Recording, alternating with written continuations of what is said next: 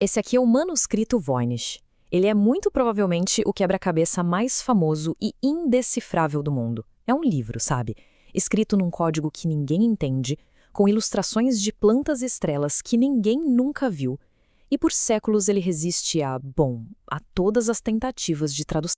Ok, vamos mergulhar fundo nisso. Vamos deixar de lado, só por um momento, a ideia de que isso é um simples código. A gente precisa considerar uma possibilidade muito, mas muito mais radical. E se a gente estiver fazendo a pergunta errada sobre o que esse livro realmente é? Pensa bem, décadas e décadas de criptografia, de linguística, até a inteligência artificial já tentou decifrar isso aqui. E o resultado? Nada.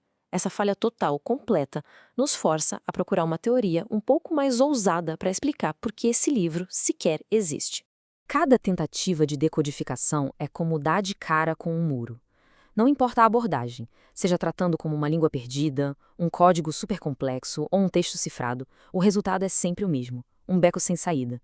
Parece que um manuscrito simplesmente não segue nenhum padrão de linguagem humana que a gente conheça. E é aqui que está o grande paradoxo. O texto segue a lei de Zipf. Essa é uma regra matemática que funciona para qualquer língua. Poucas palavras são usadas o tempo todo e muitas palavras são usadas bem raramente. Ou seja, ele parece uma língua, ele tem a estrutura de uma língua, mas não se comporta como uma. É tipo ver um rosto numa nuvem, sabe? Uma ilusão de significado onde talvez não exista nenhum. Então, essa teoria mais radical propõe o seguinte: e se o problema não for o código? E se o problema for a nossa própria física? E se a informação nesse livro não for linear, como a nossa?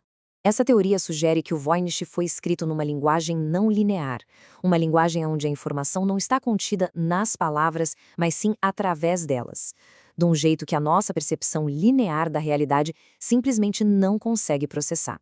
Essa analogia é perfeita, né? Ela ilustra a ideia de uma forma brilhante. Não é que o software, o livro, esteja corrompido. É o nosso hardware, nosso cérebro, que é fundamentalmente incompatível para rodar esse programa. O que é realmente fascinante de ver aqui é o contraste. Na nossa linguagem, uma palavra aponta para um conceito. Cadeira é uma cadeira. Já na teoria do Voynichês, cada símbolo poderia ser um ponteiro para um conjunto de dados gigantesco, quem sabe até para outra realidade. A densidade de informação seria, nossa, quase infinita. Agora, vamos mudar um pouco o foco. Vamos sair do texto e olhar para as ilustrações. E se elas não forem só fantasia? E se forem evidências? Memórias. Memórias precisas de um lugar que não pertence a este mundo. As plantas, por exemplo, com aquelas estruturas impossíveis, elas poderiam ser representações exatas da vida de um universo com constantes físicas um pouquinho diferentes. Uma biologia que evoluiu debaixo de um sol de outra cor, num solo com outra química. E a astronomia é ainda mais reveladora. Os diagramas mostram sistemas que desafiam completamente o que se sabia na Idade Média.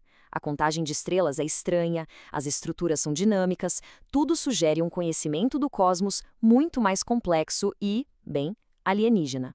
E isso nos leva a uma descoberta que é de cair o queixo. Num dos diagramas, a proporção de estrelas entre o anel de fora e o de dentro é de 44 para 28. Se a gente divide 44 por 28, o resultado é aproximadamente 1,57.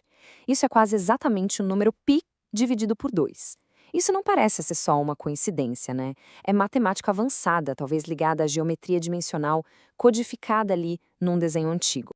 Ok, se o livro é um registro de outro mundo, então quem foi que escreveu? A teoria nos leva a uma figura trágica, solitária.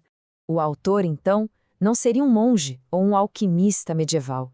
Seria um refugiado, um cientista ou talvez um artista de um universo em colapso que de algum jeito conseguiu atravessar para o nosso passado, trazendo consigo apenas as memórias de seu lar. Olhando por esse lado, o livro se torna um documento de um desespero profundo. É um registro do que é impossível existir aqui, escrito por alguém que viu a própria estrutura da matéria se desfazer. Imagina a solidão de ser o único a se lembrar de um universo inteiro. Mas tem outra forma de ver isso. Talvez não seja só um lamento. Talvez seja um ato de resiliência, um esforço heróico para preservar o conhecimento do seu mundo, na esperança de que um dia alguém conseguisse entender, um ato de amor por um lar que se perdeu. E tudo isso nos leva à revelação final dessa teoria, a ideia mais grandiosa e, vamos ser sinceros, mais alucinante sobre o que o manuscrito Voynich realmente poderia ser. A teoria propõe que o manuscrito não é um livro sobre um mundo. Ele é um mundo, uma galáxia inteira com suas estrelas, sua biologia, sua cultura, tudo comprimido codificado nas páginas de um livro. Como se fosse um backup analógico de uma civilização inteira. E por mais maluco que isso pareça, essa ideia se baseia num conceito real da física teórica, o princípio holográfico. A ideia de que o nosso universo tridimensional poderia ser, na verdade, uma projeção de informações guardadas numa superfície bidimensional. Então, o ponto crucial é este. Se essa teoria estiver certa, a gente nunca vai ler o Voynich. O texto não é uma língua para ser traduzida, são os metadados de um arquivo de universo.